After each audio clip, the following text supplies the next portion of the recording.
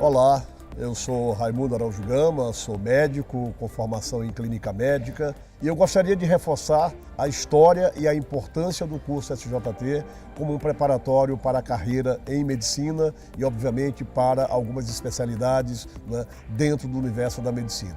Nós temos 20 anos de história. Por aqui passaram mais de 60 mil alunos, com excelentes taxas de aprovação.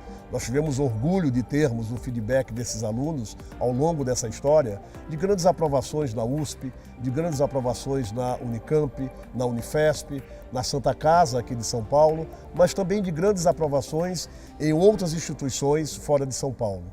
Foi assim também na Federal do Rio de Janeiro, na Estadual do Rio de Janeiro, na Federal de Minas, enfim, nós conseguimos abraçar um público, né, que teve um universo em todo o continente, em todo o espaço nacional, ou seja, em todos os estados, trazendo excelentes taxas de aprovação para o SJT.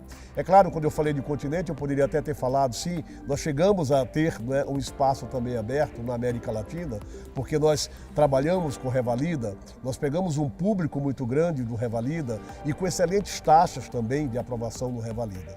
A SJT foi pioneira, sim, né, na abertura de cursos preparatórios, continua sendo pioneira no sentido de manter uma qualidade de ensino que visa não só prepará-los para a prova, mas também prepará-los, né, de forma mais adequada em termos de conhecimento médico.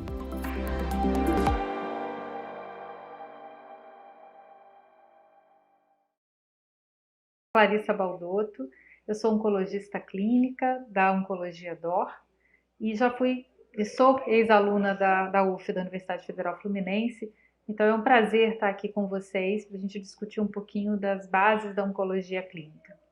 O tema que me coube foi tratamento e cuidados com paciente oncológico. Então o que eu decidi fazer foi falar alguns conceitos básicos para que vocês entendam como é que nós decidimos e como é que nós discutimos o tratamento em oncologia. Não parece, mas é uma nova linguagem. Quando nós saímos da clínica médica, tem muita coisa que a gente não vê durante a faculdade, durante a residência de clínica médica. E aí depois eu vou falar mais especificamente de terapia sistêmica, que é o que mais compete ao oncologista clínico. E eu vou falar de quimioterapia, terapia-alvo e imunoterapia. Câncer é uma doença que ainda assusta muito, assusta o paciente, assusta a família, a sociedade e assusta também aos médicos, né? Apesar de ser uma das doenças mais comuns, o contato dos médicos na formação ainda para mim é insuficiente com a oncologia, muito provavelmente por isso que vocês estão desenvolvendo essas ligas de oncologia. Mas o que a gente tem que entender é que aquela imagem assustadora que vem de muito tempo atrás vem mudando muito rápido. Hoje, talvez a principal noção que vocês devam ter é que quando nós falamos de câncer, nós estamos longe de estar discutindo uma única doença. Uma miríade de doenças, com vários tratamentos, com vários comportamentos diferentes. Então é errado falar de câncer. Quando o paciente me diz que tem câncer, ele praticamente não quer dizer nada, você precisa ir no detalhe. E é por isso que o tratamento e a abordagem do paciente oncológico hoje ele tem caminhado cada vez mais para subespecialidades, onde você tem, por exemplo, o oncologista torácico, que é uma área que eu faço, o oncologista de mama, e assim sucessivamente.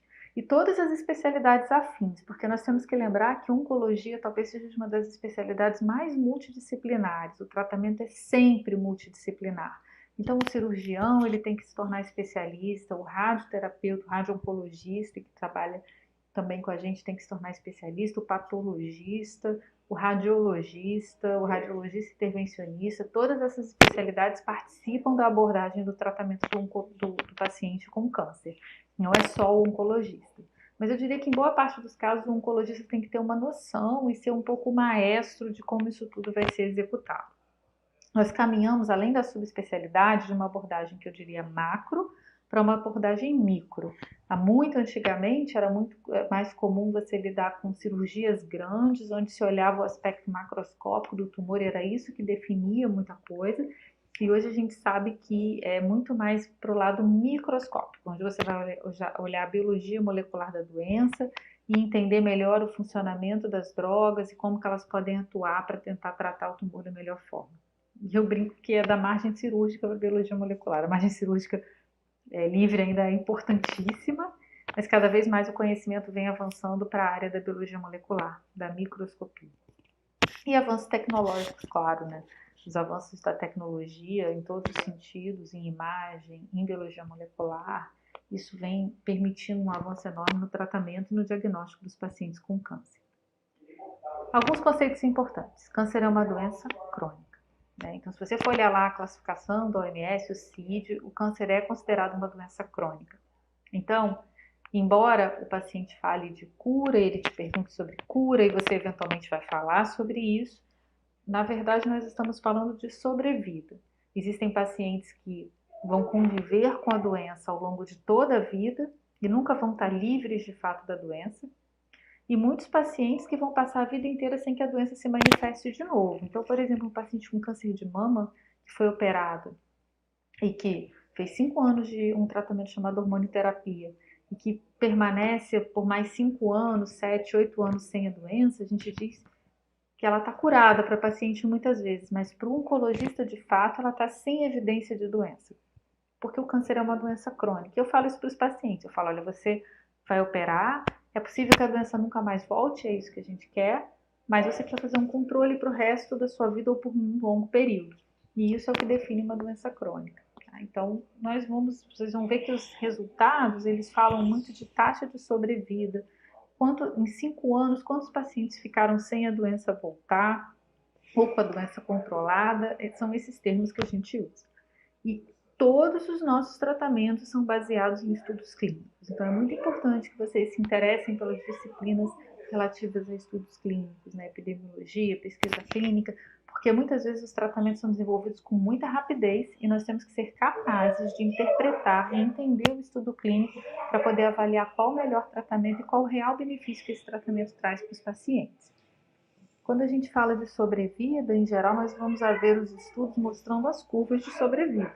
Então, quando eu avalio um estudo, na maioria das vezes eu vou comparar um tratamento dentro de um estudo, na maioria das vezes eu vou comparar um tratamento padrão ou placebo, quando não há tratamento padrão naquela situação, versus um tratamento novo experimental. Então, aí eu coloquei um exemplo na primeira curva, na curva A, de um tratamento de adjuvância de quimioterapia para câncer de pulmão, onde a gente vê a linha de cima, a quimioterapia, a linha de baixo, a observação, que era o padrão na época.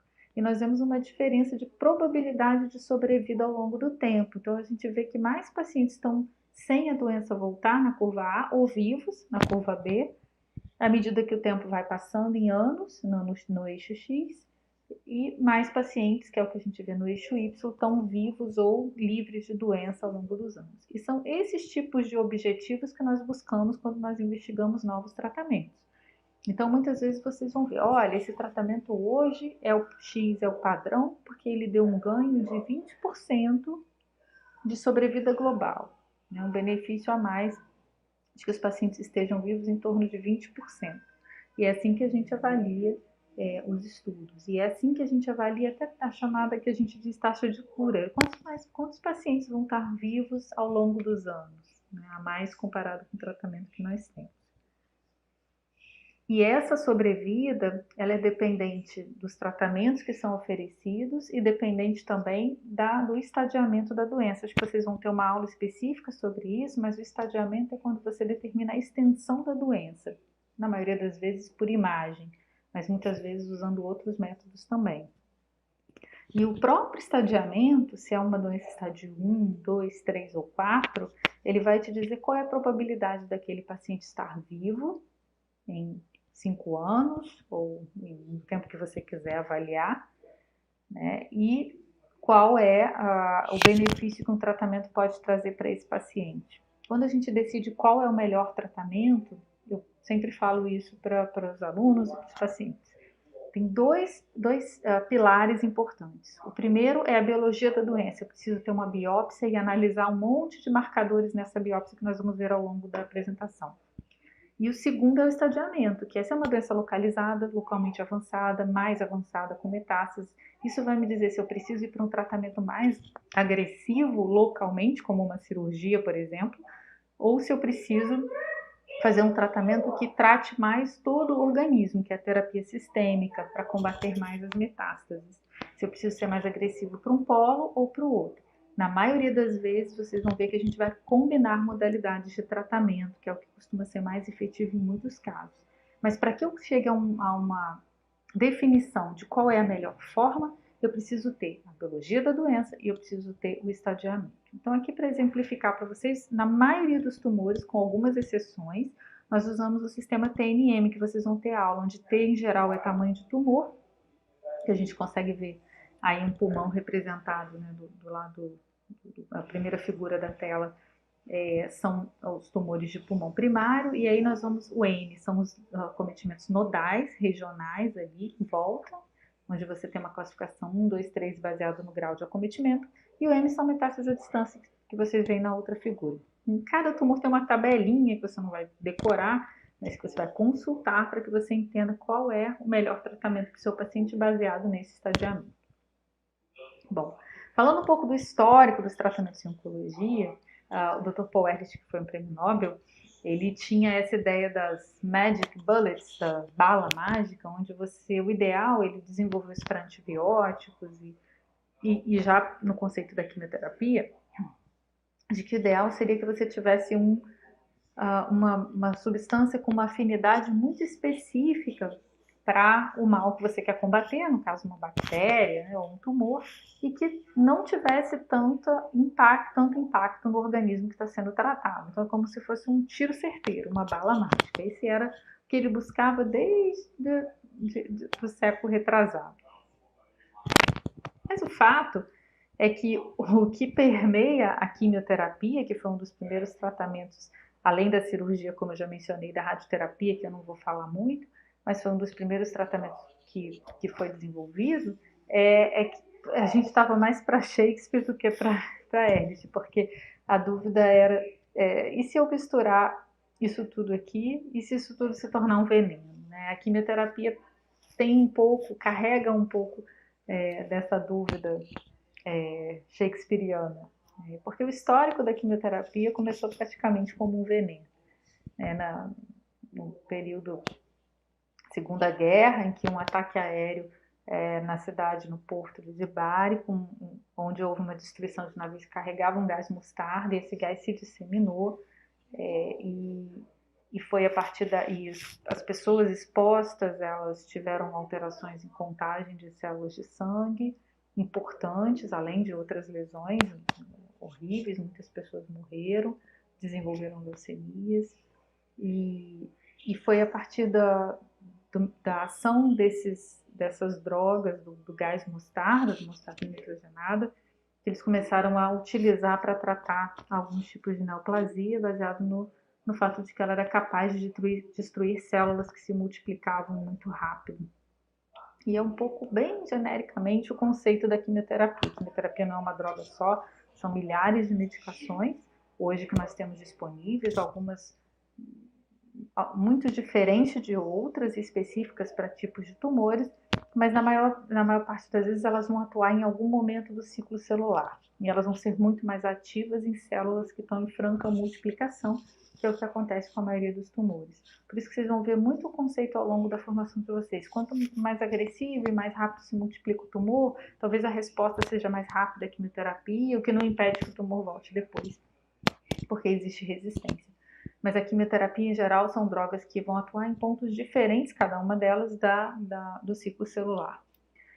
Existem várias formas de você administrar quimioterapia, embora no imaginário do paciente seja venosa, uma droga que você faça na veia, existe quimioterapia venosa, sim, a maioria delas ainda são, mas existe quimioterapia oral, intramuscular, subcutânea, intratecal, peritoneal, perfusão contínua, intrahepática, né? A gente pode fazer das mais variadas formas, intracavitária, intraperitoneal, intrapleural, e pode fazer de várias formas diferentes. Depende do medicamento e de onde você quer que ele atue. Tem alguns termos que são muito comuns em quimioterapia que às vezes o clínico não está feito. Ciclo em geral são aqueles momentos que você repete o tratamento. Então, você fez um ciclo, daqui a 21 dias você vai começar o segundo ciclo. Você vai repetir a mesma coisa que você fez no primeiro ciclo. A rigor é cada ciclo. E depende, tem tratamentos que não tem número limite de ciclos. Em geral, os tratamentos que são para pacientes incuráveis, que a gente diz que são pacientes que têm doença com metástase, muitas vezes esses ciclos são para o resto da vida. E tem momentos que os ciclos são definidos. Na quimioterapia pós-operatória, por exemplo, às vezes a gente faz 4 ciclos e interrompe o tratamento. Então é uma contagem.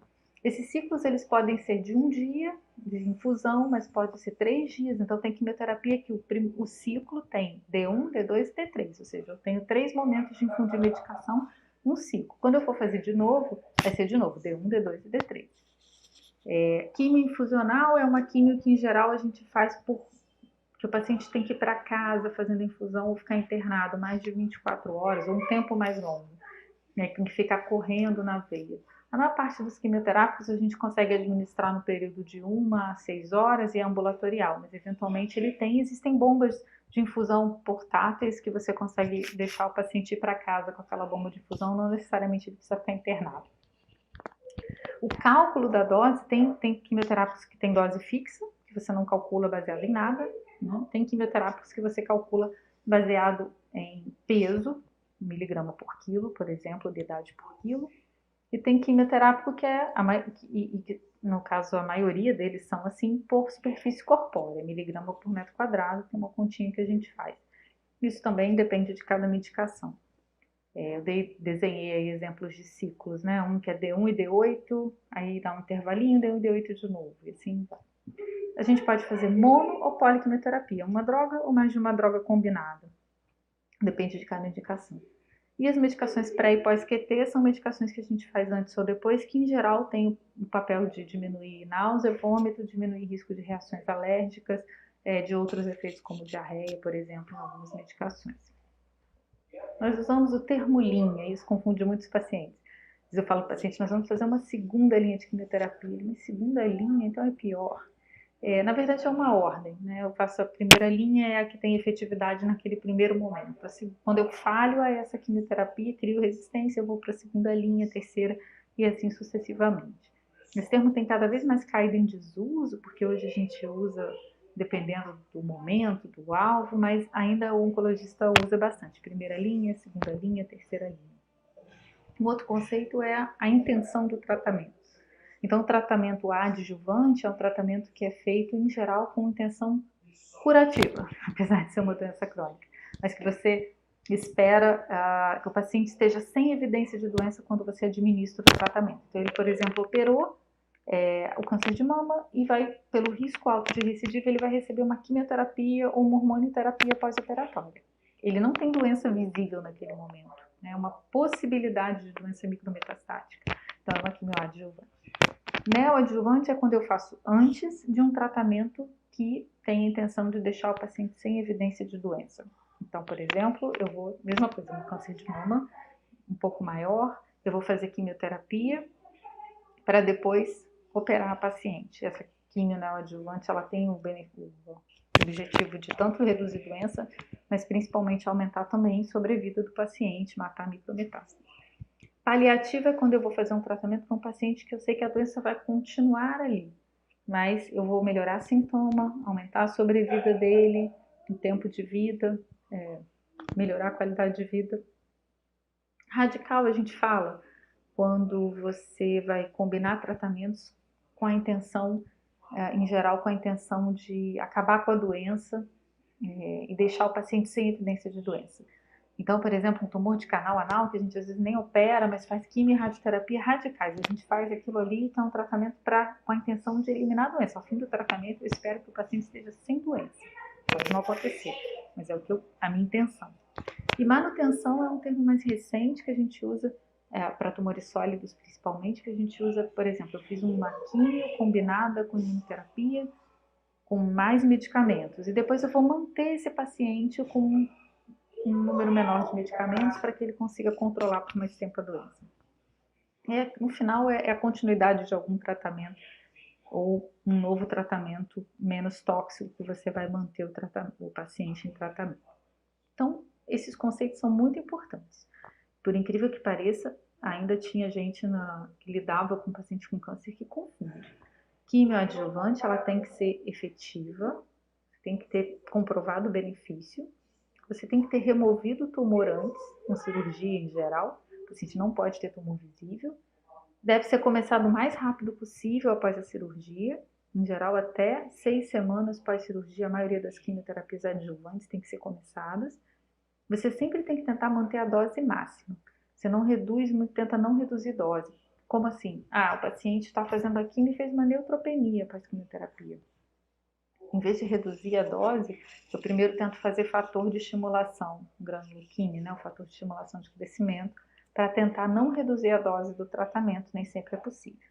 E a quimioadjuvante, ela praticamente sempre é mantida por um tempo limitado, pode ser meses, anos, mas tem um tempo contado, não é para o resto da vida do paciente.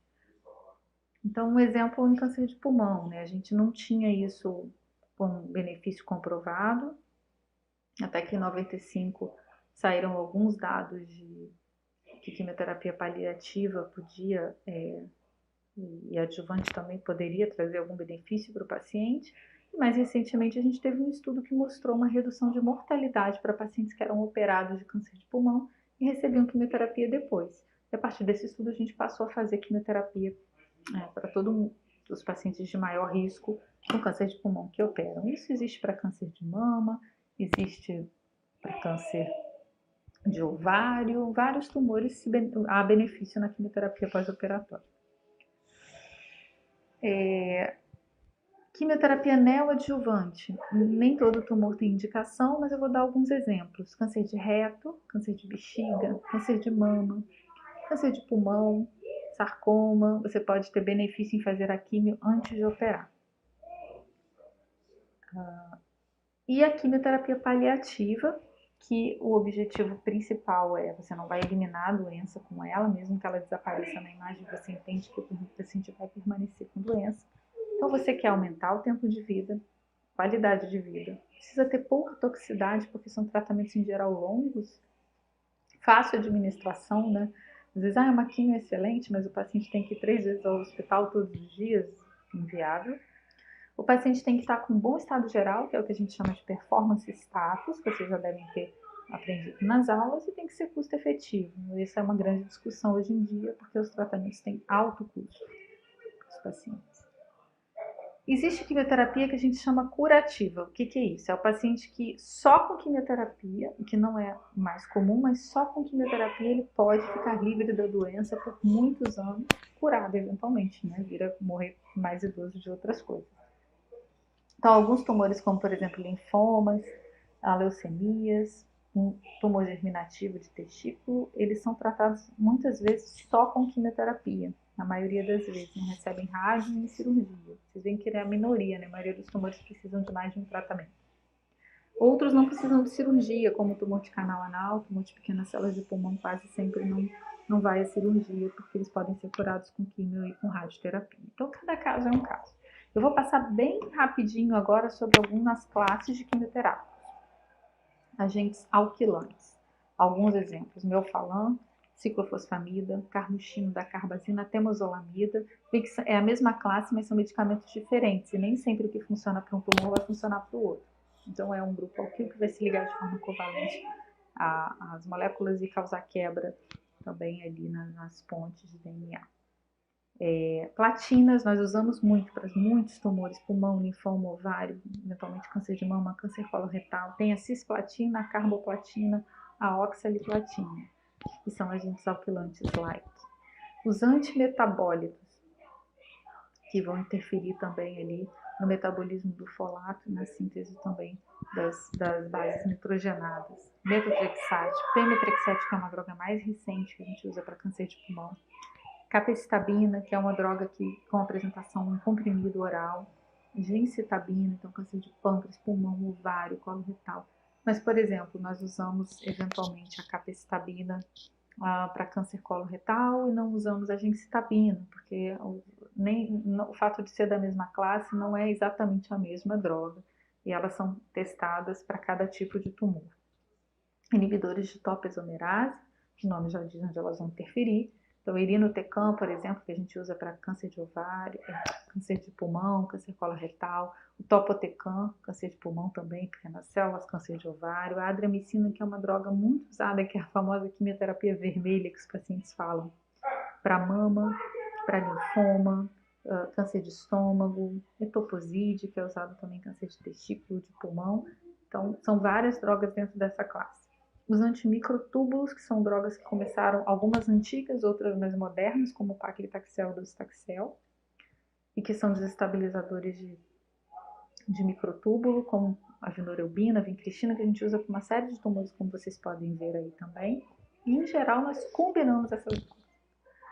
Mas qual é a quimioterapia, apesar da gente achar que é um tratamento antigo, é um tratamento que é utilizado em praticamente todos os tumores e que ainda é bastante ativo. Mas nós sabemos que a quimioterapia é como se você estivesse dando um tiro no escuro, né? E os benefícios dela vêm junto com alguns efeitos colaterais indesejáveis, muitas vezes. E o que nós queremos é tentar achar aquela bala mágica do Dr. Paul Ehrlich que nós mencionamos no início da aula. E esse conceito veio muito com o uso das drogas com alvo molecular, que eu vou falar um pouquinho agora. Essas drogas são várias e cada dia aparecem novas, mas elas em geral são as drogas que nós brincamos que são da classe NIBs e MABs. NIBs são pequenas moléculas que interagem e atravessam a membrana, e MABs são anticorpos monoclonais. É NIBs e MABs porque em geral a droga tem um nome terminado em NIB quando é uma pequena molécula e MAB quando é um anticorpo.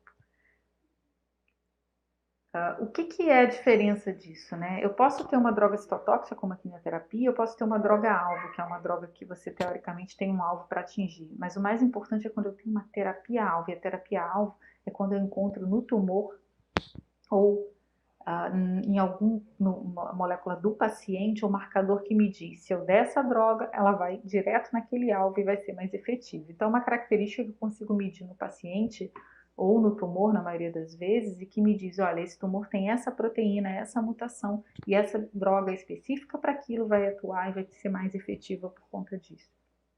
Esses biomarcadores, você pode dosar só para te dizer assim, olha, esse paciente evolui mal quando ele tem determinada mutação. Pacientes com câncer de pulmão, e alguns tipos de mutação, como uma chamada nova STK11, a gente sabe que eles evoluem mal. É um marcador prognóstico, mas eu não tenho um remédio para uma droga para essa mutação. Mas ele pode ser preditivo. Pacientes com câncer de pulmão que têm uma mutação no gene chamado EGFR, eles têm uma droga inibidora dessa mutação, e que vai predizer uma melhor resposta, uma redução tumoral, melhor sobrevida. Isso é diferente. O que mudou nos últimos anos, principalmente de 99 até 2010, quando a evolução veio muito rápida, a partir de 2010?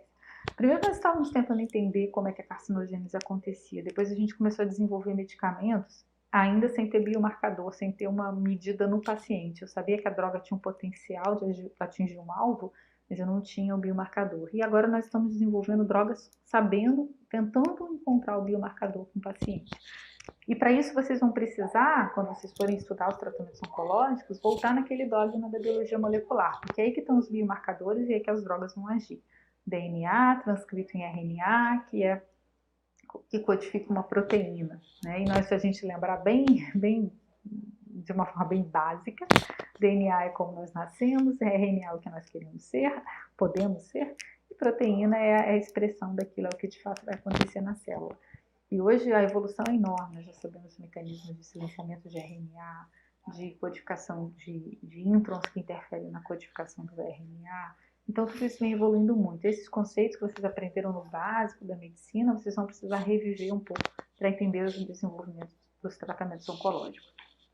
Mas de uma forma bem simplificada, esses tratamentos tentam interferir na sinalização celular. Então a sinalização, você tem um receptor, que em geral é transmembrana, mas há outros tipos, que desencadeia uma cascata de sinalização e algo vai acontecer dentro das células. Indo um pouco além, desenhando um pouco mais, esse receptor é o receptor celular, as proteínas de sinalização intracelular, vias de sinalização, e que vão fazer uma ação no sentido de regular a expressão de algum gene, modificar alguma proteína do citoesqueleto, por exemplo, ou causar alguma alteração metabólica. Então, aí está um exemplo de uma via de sinalização do EGF, né? O receptor é o EGFR, os sinalizadores são vários, dentre eles o EGF e o TGF. Ocorre uma fosforilação, dimerização desse receptor, e ele vai ativar várias vias de sinalização, como por exemplo a PI3, PI3 quinase, e essas vias são vias potencialmente carcinogênicas quando ativadas de forma inadequada, que vão culminar em angiogênese, inibição de apoptose, migração, adesão e invasão, que vai resultar no câncer. Então, essas drogas novas, assim como a quimioterapia interfere no ciclo celular, elas tentam interferir nessas vias de sinalização. A diferença é que muitas vezes a gente consegue encontrar exatamente o ponto onde essa via está alterada e a droga vai exatamente naquele ponto. O difícil é que essas vias são promíscuas, então embora você encontre o alvo, muitas vezes você bloqueia um caminhozinho daquele ali e todos os outros se ativam. Então é por isso que a gente ainda não é tão fácil você eliminar o câncer com um medicamento só, quando ele já está mais avançado. E eu vou contar uma história só para vocês entenderem como é que isso funciona, que talvez seja um emblema na oncologia, que é a história do desenvolvimento das drogas inibidoras de EGFR. E essa história continua até hoje. E eu botei alguns exemplos dos nomes. NIB de pequena molécula. Né? Erlotinib, gefitinib, afatinib, azimertinib, tem outros inibidores. A gente, em câncer de pulmão, tinha quimioterapia como tratamento padrão algum tempo atrás, e quando o paciente falhava a primeira linha, um medicamento foi estudado, que é o erlotinib primeiro, depois os outros, e era um inibidor desse EGFR, dessa proteína que nós sabíamos que estava hiperexpressa, que estava ativado em pacientes com câncer de pulmão, que tinha um papel na formação do câncer de pulmão. Quando o erlotinib foi estudado, eles acharam, nossa, vai ser uma droga maravilhosa, né? O gefitinib, o erlotinib, porque ele inibe um alvo ali no câncer de pulmão. Mas o fato é que ele teve um efeito muito parecido, se não pior, um pouco do que a quimioterapia que nós utilizávamos já para esses pacientes. Ou seja, uma resposta que não era nada exuberante. Desse estudo que eu mencionei aí, que foi comparado erlotinib versus placebo, que era o que tinha na época. Mas aí os pesquisadores, os médicos que estavam vendo, começaram a ver e olhar dentro do próprio estudo que tinha uma coisa curiosa, que pacientes que nunca tinham fumado e tinham câncer de pulmão tinham um benefício em torno de 60% de receber a medicação. E esse benefício não existia em pacientes que fumaram muito ou ex-tabagistas. Então, alguma coisa nos pacientes não fumantes mostrava que a droga funcionava melhor para eles. Quando você olhava todo mundo, era um benefício assim, muito tímido, parecido com a quimioterapia, mas quando você olhava o grupo de não fumantes, esse benefício era muito maior. E olhando mais além, parecia que esse benefício era maior em pacientes que tinham uma histologia chamada adenocarcinoma, não fumantes, chinesas e mulheres. E a gente começou a selecionar, se eu encontrar uma chinesa, mulher, não fumante, eu vou usar essa medicação, que ela funciona melhor que a quimioterapia. E na verdade não era bem isso, né? Não tinha nada a ver com gênero, enfim. Na verdade existem mutações no gene, nesse gene chamado EGFR, mutações muito específicas, carcinogênicas, e que o medicamento era capaz de inibir. Então ele funcionava melhor nos pacientes não fumantes, porque esses pacientes eles tinham uma prevalência muito maior dessa mutação no EGFR. Quem fumava mais tinha outras mutações, não essa. E por isso a droga não era tão efetiva. E a partir da descoberta dessa mutação no tumor de alguns pacientes, e a droga que era específica para essa mutação, nós conseguimos um resultado muito melhor em termos de sobrevida. Essas curvas aí que eu mostrei, em azul, é a droga-alvo, o gefitinib no caso. Em laranja, a quimioterapia. A gente vê que quando o paciente é EGFR mutado, é melhor fazer a droga-alvo. Quando ele é EGFR selvagem, é melhor começar com a quimioterapia. Então, esse foi uma mudança de paradigma, porque nos obrigou a passar a testar o DNA de todos os tumores desses pacientes com câncer de pulmão, adenocarcinoma, para entender qual seria o melhor tratamento. E é isso que a terapia-alvo, que evoluiu muito, que é usada para muitos tumores, em casos específicos, e que hoje é uma obrigação. E olha a diferença numa tomografia, né? Pré-tratamento, tudo que está branquinho ali é câncer, e 6 semanas, 1 mês e meio após usar a droga, como melhorou.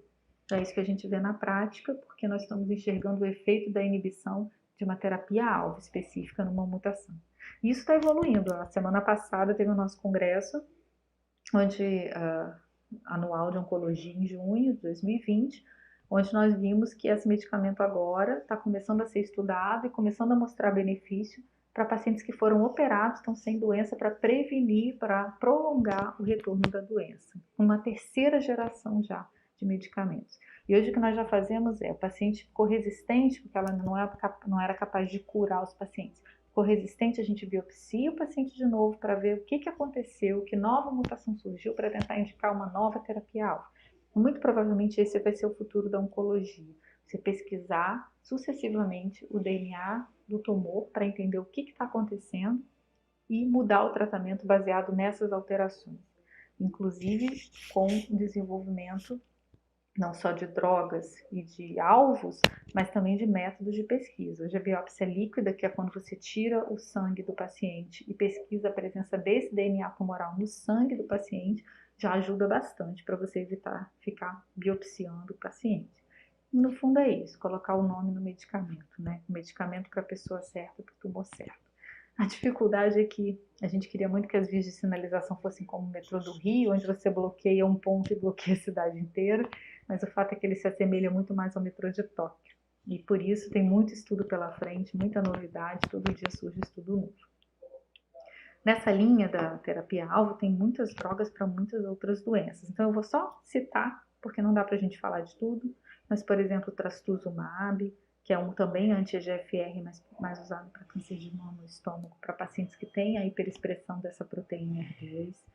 Rituximab, para pacientes que têm o CD20 expresso em linfomas, já é usado há bastante tempo. Bevacizumab, que é um inibidor de VEGF, que a gente ainda não tem um alvo bom, embora seja usado para muitos tumores. Ele é um antiangiogênico, é um outro mecanismo de ação, mas a gente sabe que é uma droga alvo em busca de uma terapia-alvo, porque o alvo dela ainda não é bem determinado. Isso. E o imatinib, que foi um paradigma no tratamento de leucemia mieloide crônica e do GIST, que também atua em pacientes com mutação do c-KIT no gene.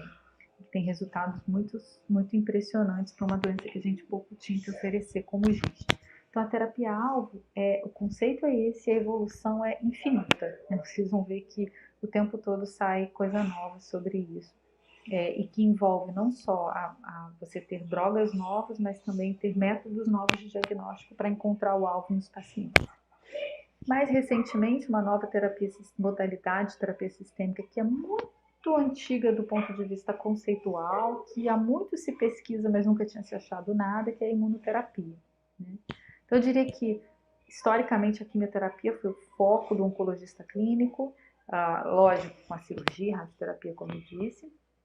Década de 90 até 2010 e 15 foi a era de desenvolvimento da terapia-alvo, que continua, mas foi quando surgiu o conceito mais fortemente. E atualmente há múltiplas modalidades que incluem imunoterapia também nesse conceito. Imunoterapia também é um universo novo, onde múltiplas drogas vão surgir, mas hoje o que nós temos na prática são principalmente chamados inibidores de checkpoint imunológico. Então, são anticorpos que bloqueiam períodos do checkpoint do sistema imunológico, que normalmente o tumor ele tem mecanismos de inibição de ativação de células T. E ele suprime literalmente a ação do nosso sistema imunológico. Né? E um dos mecanismos é através desses checkpoints regulatórios imunológicos. Então, as drogas que nós temos desenvolvidas são principalmente os anti-PD1 e PDL1, que estão demonstradas aí, que são proteínas que, quando ligadas, elas fazem essa inibição do sistema imunológico, o PD1 com PDL1 e 2, e o anti-PD1 e PDL1, ele vai bloquear essa ligação, reativando as células T. E o anti-CTLA4, que faz isso num outro ponto também de checkpoint do sistema imunológico. Essas drogas, na verdade, elas vão agir estimulando o nosso sistema imunológico a voltar a reagir contra o tumor. Com isso, os efeitos colaterais também são bem diferentes, né? São efeitos colaterais de doenças autoimunes. Então, o paciente pode ter tireoidite, pneumonite, colite, encefalite, embora sejam raros, as drogas em geral são bem toleradas, mas é o que o paciente apresenta, então é um outro campo de conhecimento. E que também vem sendo combinado às outras terapias. Muitas vezes a gente usa mais de uma imunoterapia, usa imunoterapia com quimioterapia, né? Mas o fato é que é uma terapia, eu coloquei alguns exemplos de anticorpos anti-PD1, anti-CTLA4, nivolumab, pembrolizumab, vejam, porque é um anticorpo monoclonal. E são usados para múltiplos tumores. Né? Esse último levantamento nesse slide mostra que isso foi em 2019, né? O número de tumores que já tinham aprovação para imunoterapia, câncer de pulmão, câncer de colo, câncer de célula Merkel, bexiga, rim, uma série de tumores, cabeça e pescoço, uma série de tumores que hoje a gente, mama recentemente, que a gente tem indicação de utilizar a imunoterapia. Na maioria das vezes ainda combinada, muitas vezes combinada a outras terapias como a quimioterapia.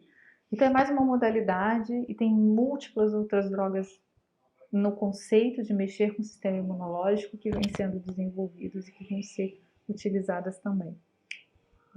No fundo, o que a gente está fazendo, essa é uma publicação da Hannah muito importante, que é atualizada dos hallmarks, dos marcos da carcinogênese, e o que nós estamos vendo na prática é percorrer todos esses marcos e tentar bloquear a carcinogênese de todas as formas possíveis. É isso que a gente vem tentando com os tratamentos.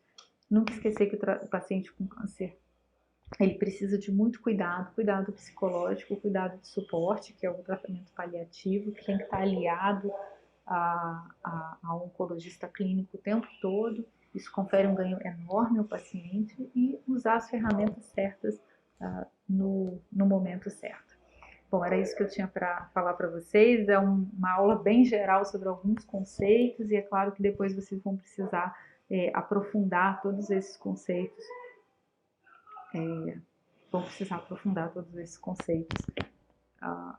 durante a formação de vocês. Eu queria agradecer e me colocar à disposição. Caso vocês tenham alguma dúvida, pode me contactar, que eu estarei à disposição.